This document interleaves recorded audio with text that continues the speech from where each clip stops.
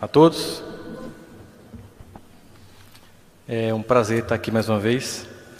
Eu percebi que está tendo um eco muito grande aqui, né? Por causa do espaço, que é uma coisa que depois certamente vai precisar ser pensada, porque se reverberar é ruim para quem está escutando. Tem soluções bem simples para a gente ver isso depois.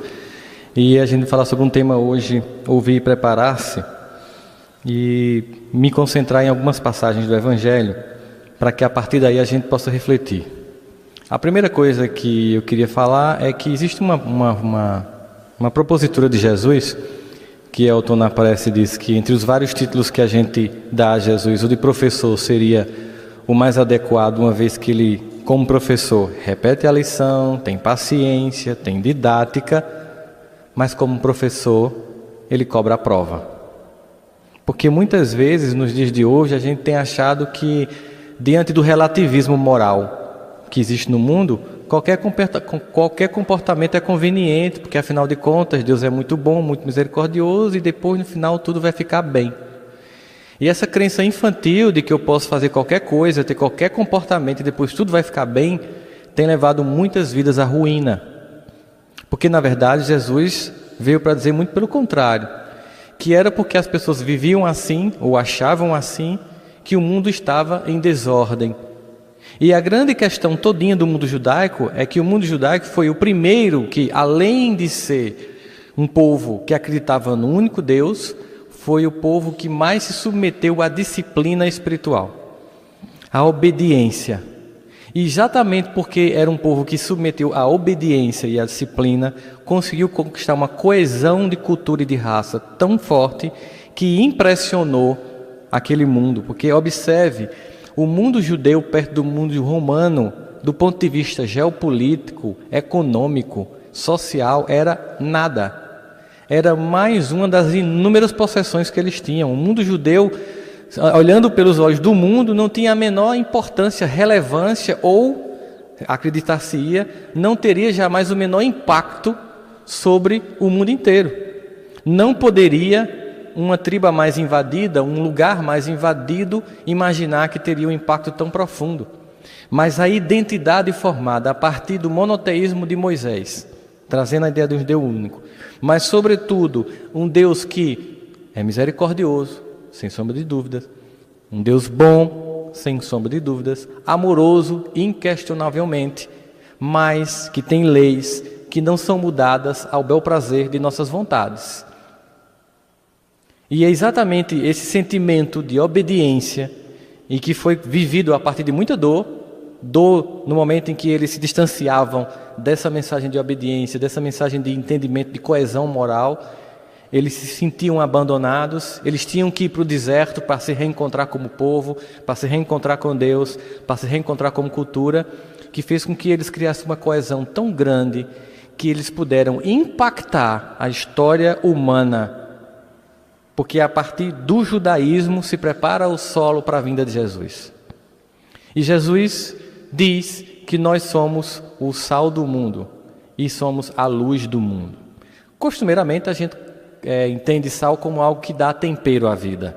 Mas existe uma acepção que muitas vezes nos foge ao analisar o porquê Jesus usou sal. Nós sabemos que na época, a Judéia da época, ela estava numa condição próxima que a gente vai ficar se não tiver chuva, sem energia.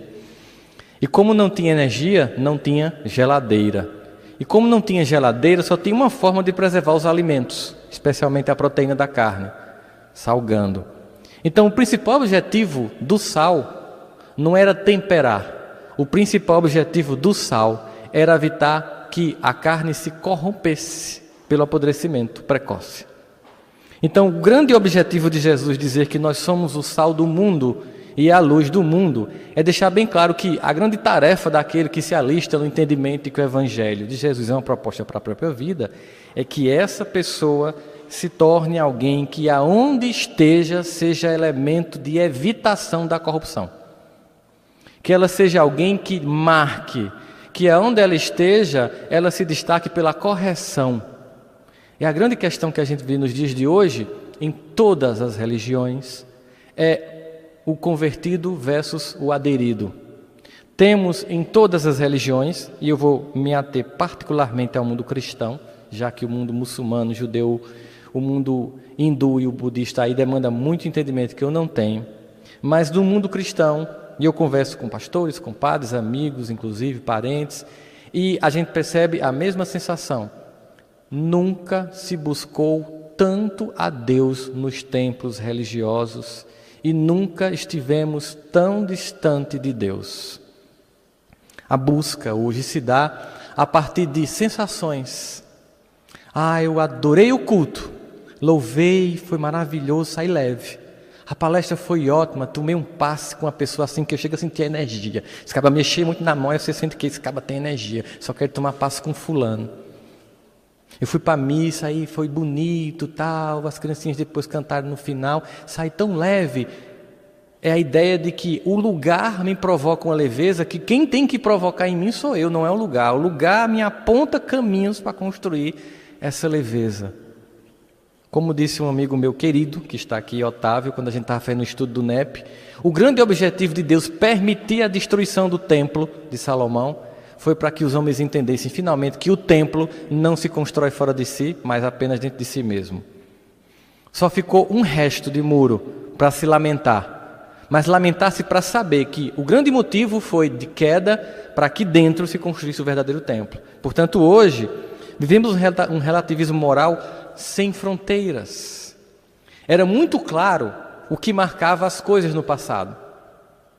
Hoje nós percebemos que a demarcação de fronteiras entre o masculino e o feminino, entre o correto e o incorreto, entre a luz e a sombra, está num processo de diluição tal que muitas vezes você não sabe diferenciar um que se diz seguidor do Evangelho e o que diz que nem acredita no Evangelho. Observe a conduta de um jovem espírita, de um jovem evangélico, de um jovem católico e de um jovem que não professa fé nenhuma ou que professa meia boca, como a gente chama aqui no Nordeste. Qual é a diferença de um jovem que é evangelizado no centro espírita e está no colégio?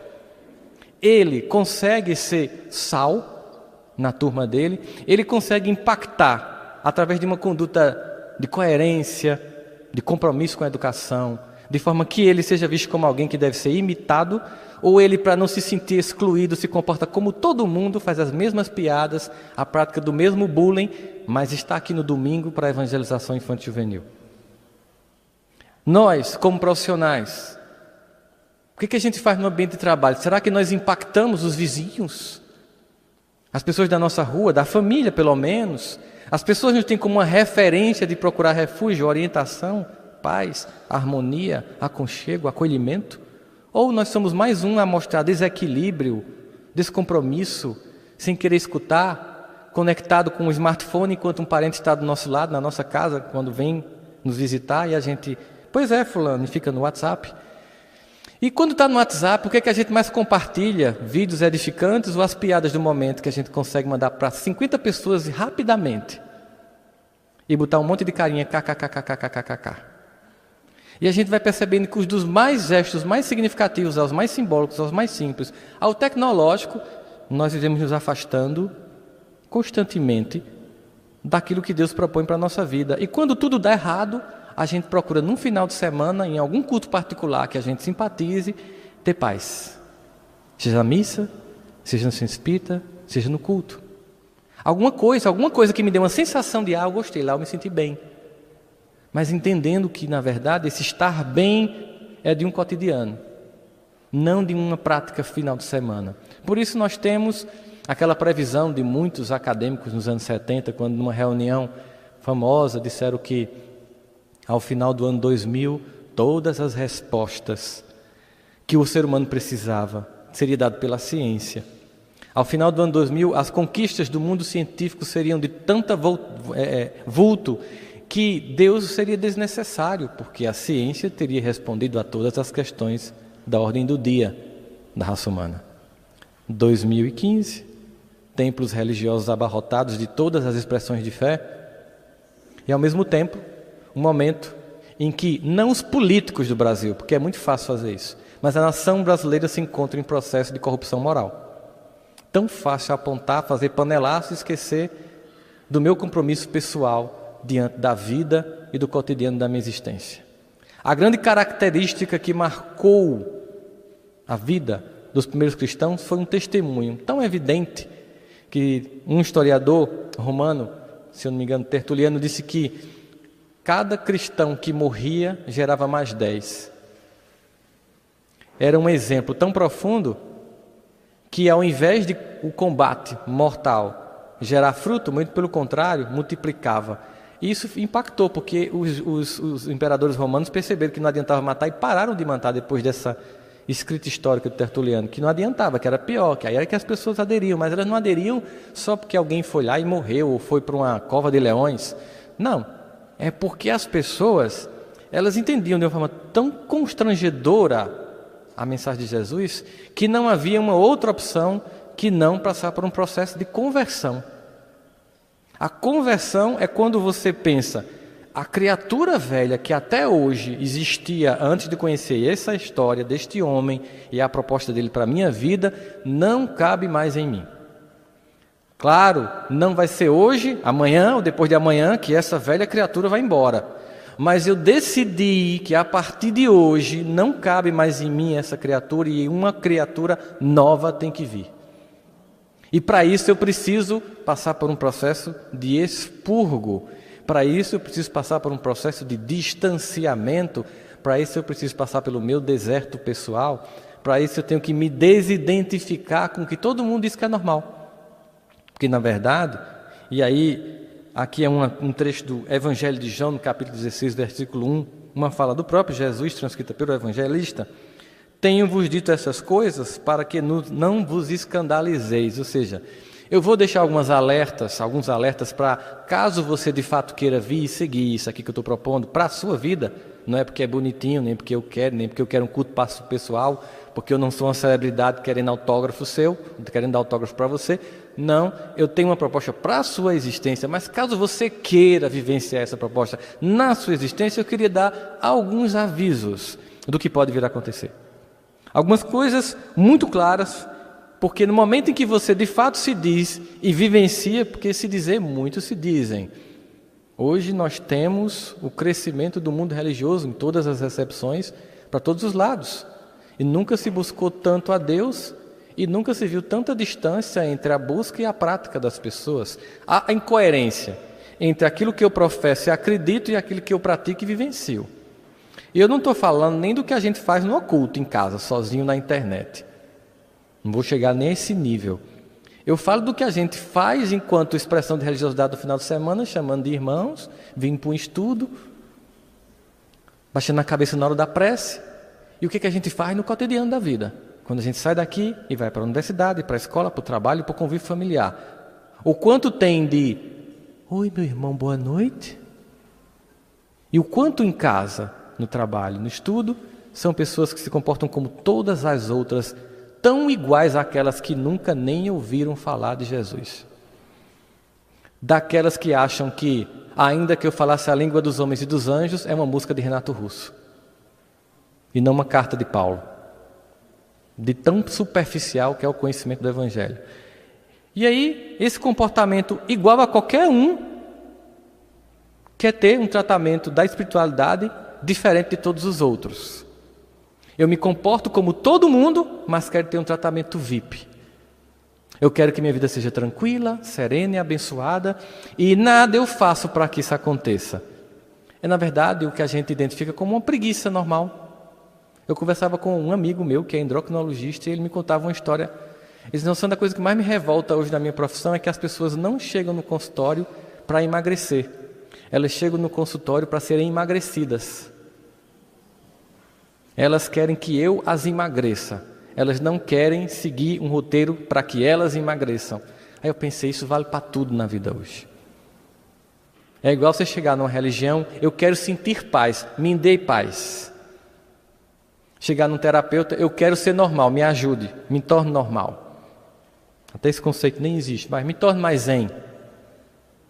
As pessoas querem que as coisas venham de fora para dentro. Elas querem sentir uma paz no final de semana, elas querem ser emagrecidas, elas querem que você provoque paz, elas querem ser escutadas, mas elas não querem ouvir, elas não querem compartilhar, elas não querem estar juntos. E aí, um monte de pessoas superficiais, vazias, com todo esse simbolismo que as redes sociais podem proporcionar, milhares de amigos cuja a quantidade real de amigos de verdade é muito pequena, e a Universidade Alemã teve um cuidado de fazer uma pesquisa mundial sobre, por exemplo, o Facebook, e detectou que 87% das pessoas que estão na sua rede de amigos têm ódio de você e lhe inveja. E tudo que você posta é motivo de desgosto, de angústia e de decepção por uma vida que você ostenta e que a pessoa não tem. Tem até um desses figurazinhas que a gente recebe, eu recebi uma que era assim: conta no Facebook, 5.000 amigos, dia do velório, a mãe, o pai e o irmão. A incoerência. Procuramos profundidade, mas vivemos numa relação com superficialidade. Procuramos paz que venha de fora, mas não queremos conquistar uma paz que vem de dentro. Queremos sentir a energia de um passe, mas não queremos dar essa energia para as pessoas através de ouvir, de acolher, de ajudar, de abrir um pouquinho mão do mundo egoísta. Queremos passar horas vendo minisséries e fazer um evangelho bem rápido no lar, porque afinal de contas é enjoado, tem hora que é incompreensível o texto. Mas no final de semana eu vou lá, faço um ritualzinho simbólico, sei lá, eu vou, tomo um passe, como água fluidificada, estou quites com Deus, vou para a missa, comungo, vou para o culto, dou o dízimo, está tudo quites, está tudo beleza, é tão simples assim. Aí Einstein tem uma frase que é antológica, que diz assim: a coisa mais estranha e mais estúpida no comportamento humano é as pessoas fazerem as mesmas coisas e esperarem resultados diferentes. Uma vida inteira tendo o mesmo comportamento, mas acreditando que em algum momento esse comportamento que sempre deu resultado X, por um acaso inexplicável, vai finalmente dar um resultado Y. Porque prefere que o mundo inteiro mude a mudar a si mesmo.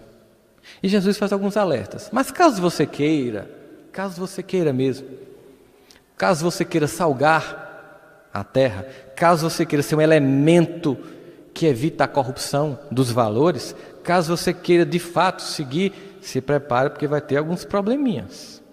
E Emmanuel, numa mensagem belíssima, aponta item a item alguns desses problemas que a gente sente como clássicos, padrões, arquetípicos da dificuldade enfrentada por quem de fato vai querer começar a construir uma vida pautada em valores, porque Jesus e nosso querido irmão Haroldo Dutra muito bem diz, não é objeto de culto, é modelo de comportamento. Isso implica em muita coisa. É que eu vou pautar o meu comportamento no dele. Ah, mas isso é tão distante. Não, então tá.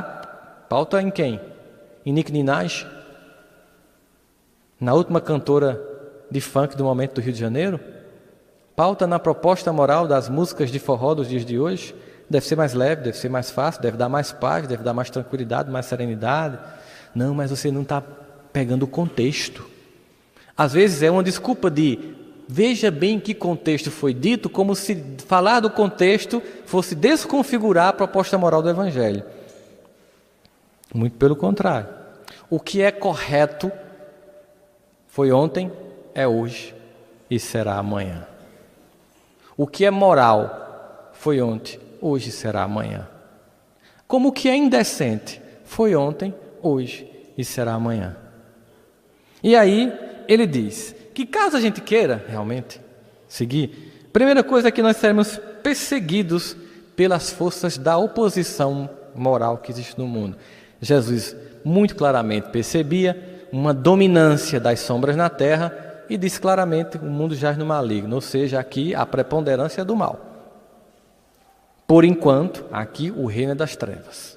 Portanto, se você quiser, você vai fazer uma oposição a tudo isso. Primeira questão. E no momento que você fizer isso, e você, não, mas eu quero porque eu cansei, porque a criatura velha já não me satisfaz, eu enjoei de mim, eu não suporto mais, mas também não vou ficar no processo de culpa, me martirizando, me destruindo, me sentindo inferior, que é uma outra forma de fugir da mudança, é culpa, é uma forma infantil de agir diante da vida.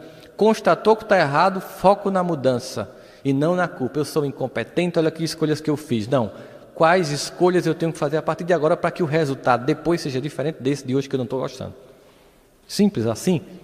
Bom, mas aí você resolveu fazer isso, e de fato começou a vivenciar esse processo na sua vida, prepare, porque além dessa oposição simbólica, social, da cultura hegemonicamente maléfica e desvirtuada moralmente, altamente relativista, parecendo coisa de gente intelectual.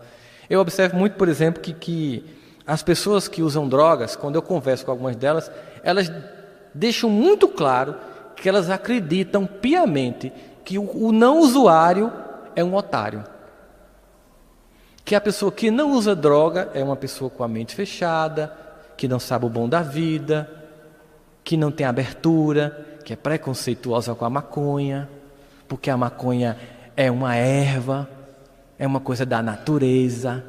Teve um que falou para mim, mas a maconha é da natureza, meu irmão. Eu digo, eu sei, mas não é justo que a maconha lhe dá. Por quê? Porque a maconha lhe dá uma paz que você não merece. A cocaína lhe dá uma euforia que você não merece. Paz só é realmente merecida quando você cumprir o dever. Aí você chega em casa e faz, eu vou dormir em paz, porque eu cumpri meu dever. Euforia só vem do resultado de um trabalho árduo gerando vitória. Aí você fica tranquilo. Como a mente é pautada para dar paz e euforia através de um trabalho, quando você consegue isso sem o trabalho, aí vem a cobrança. Você sente paz ao fumar maconha e todas as pesquisas mostram que você entra com 30 anos de antecedência na esclerose no Alzheimer. Porque você não merece essa paz. Você usa cocaína e todos os quadros neurológicos se antecipam 25, 30 anos, porque você não merece essa euforia.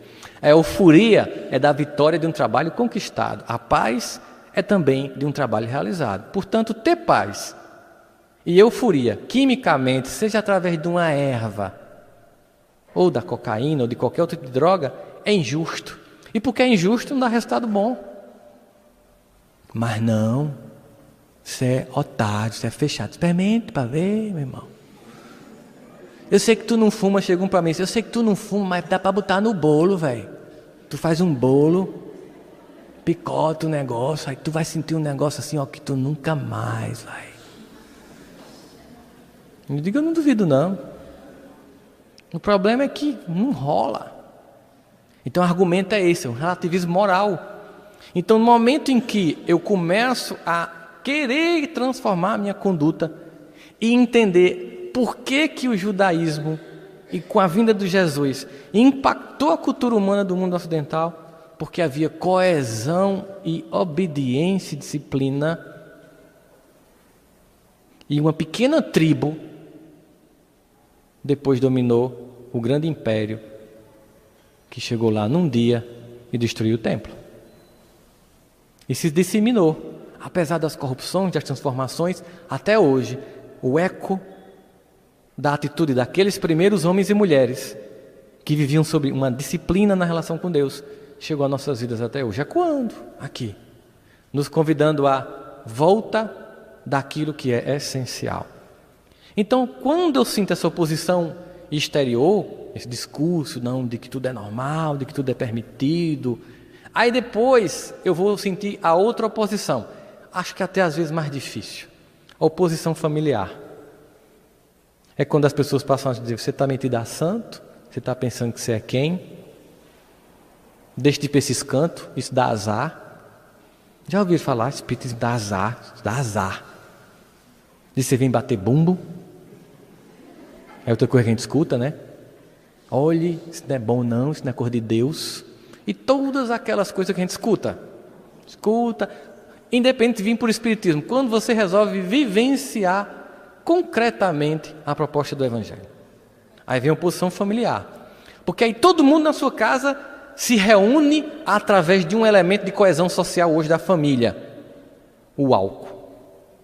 O maior elemento de coesão social das famílias hoje é o álcool. As pessoas não se reúnem para se ver. A maioria das pessoas se reúnem para beber. Todas as festas, até as santas, como o Natal, é regada pelo álcool.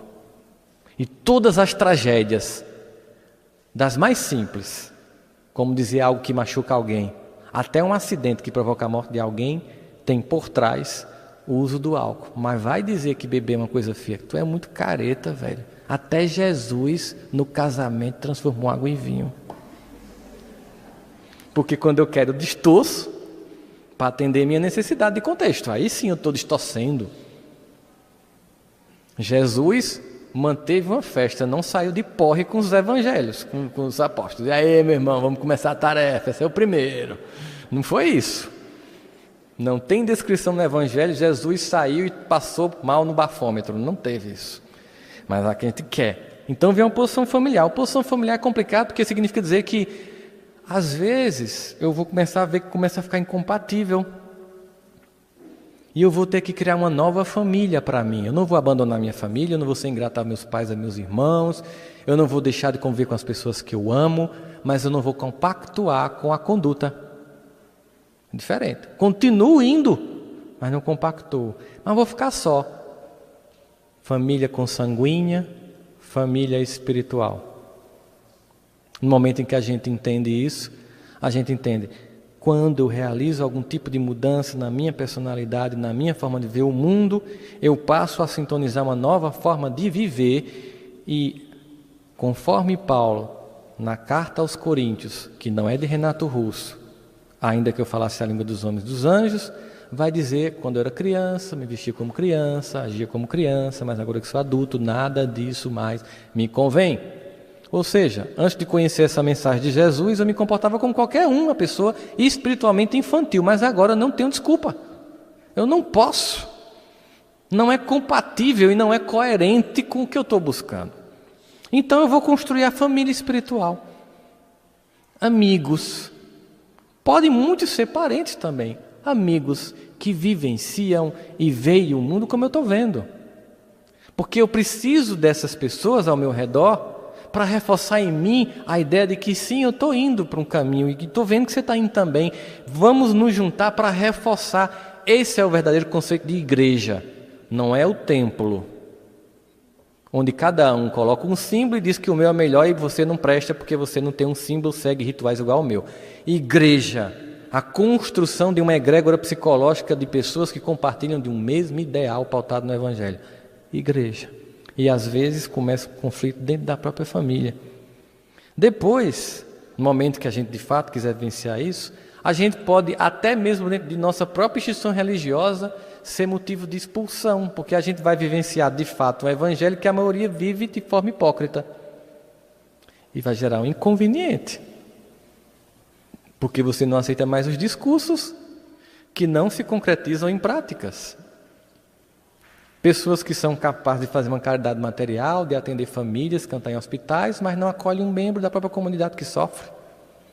Excluem, abandonam, esquecem. Não acolhem, não tentam restaurar, não visitam, não se perguntam como está, não buscam. Porque afinal, atender pessoas carentes é aquela coisa pontual no final de semana.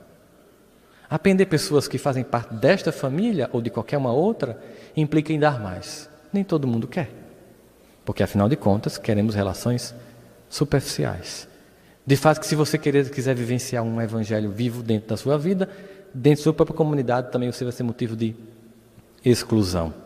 Depois, vai vir um outro tipo de deboche. É o deboche dos que não acreditam em Deus. Hoje existe um verdadeiro culto à não crença. Existem ícones. Eu vivenciei uma experiência curiosa. Eu estava passando no viaduto do Chá em São Paulo e tinha um pastor evangélico com uma caixinha de som como se fosse um cinturão. Subiu em cima do negocinho, porque ele era baixinho, e começou a pregar o evangelho. Aí do lado tinha um jovem que estava com o mesmo equipamento dele, de terno e gravata, com um livro na mão, e começou a falar. Eu disse, oxe, que coisa engraçada, eu quero ver o que é que ele tem para dizer. Ele é de outra igreja. Aí aqui é um país laico, e por isso eu estou querendo dizer que o que ele está dizendo é mentira, Deus não existe, é uma invenção dos homens. E começou, aí eu que coisa curiosa. Eu acho fantástico, realmente a liberdade de expressão deve ser mantida. Mas existe um culto hoje aos que pregam que Deus não existe. E quando a gente vai ler uma obra como Deus não existe, ou Deus um delírio, ou os argumentos que eu vi em algumas palestras, no estilo TED, de algumas dessas celebridades do mundo do ateísmo, eles lançam argumentos bem convincentes. Mas o mais constrangedor dos argumentos que eles lançam é assim: E eu vi um deles dizendo: eu não acredito em Deus, porque em nome de Deus, até hoje a história mostra, eu só vi morte. Eu vou matar você, porque o homenzinho que mora lá em cima, que eu acredito, é melhor do que o homenzinho que mora lá embaixo, que você pensa que existe. E budistas matam hinduístas, judeus e muçulmanos se matam, cristãos dentro de si se matam. Então o que a gente vê é que a fé é motivo de ódio, de decepção e de morte. É uma visão reduzida, reducionista e enviesada da fé.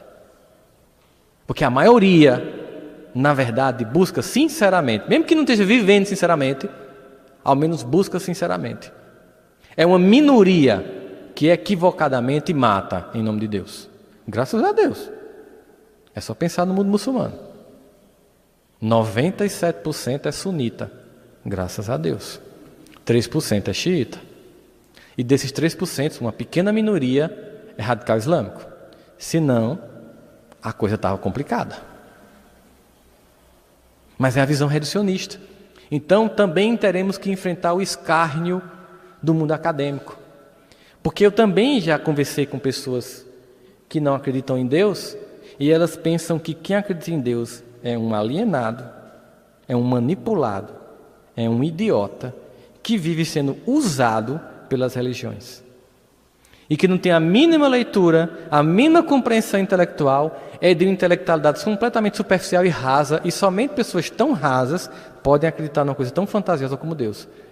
A mesma coisa do cara que fuma maconha. Tão equivocado, tanto quanto alguém que acredita em Deus e que acha que todo ateu não presta vai para o inferno. Porque conheço muita gente que não acredita em Deus e tem uma vida pautada no Evangelho sem saber. Como conheço muita gente que acredita em Deus e tem uma vida pautada no Evangelho que ela criou, sabendo. E aí todos esses estereótipos perdem todo o sentido, porque ao final de contas a proposta de Jesus não era formalista, simbólica, era de prática clara. Depois, nós também teremos que ver o tempo inteiro, daquela época até hoje, e conviver com a dificuldade de estar num mundo em que cresce frondosamente mais o joio do que o trigo. Constrangedor. Também ver o progresso dos ímpios, como Asaf, no Salmo 73 e 77, declara sua angústia de ver os maus prosperarem, ele que segue a Deus não vê nada acontecer. Porque a prosperidade dos maus ou dos ímpios é prosperidade segundo o mundo material. Sucesso profissional, dinheiro. Fulano mora numa casona. Fulano tem uma vida boa. Prosperidade na concepção de Deus é de uma outra ordem, porque não é algo que só se dá aqui. Porque aquela casona, aquele carrão, você não leva depois. Mas Jesus propõe que a gente construa um tipo de prosperidade que ela é duradoura, que ela não se corrompe com a traça, com a ferrugem, para que ela seja também como o sal, que mantém incorruptível. Essa é a proposta. Então, se eu for olhar pelos olhos do mundo, eu vou ver os ímpios prosperarem. Se eu for olhar pelos olhos de Deus, eu vou perguntar: e no momento, deste momento em que eu estou tendo que repensar a minha vida, porque eu estou numa crise, todo mundo está em crise, o país está em crise, aí todo mundo fala de crise, normal, qual o sentido?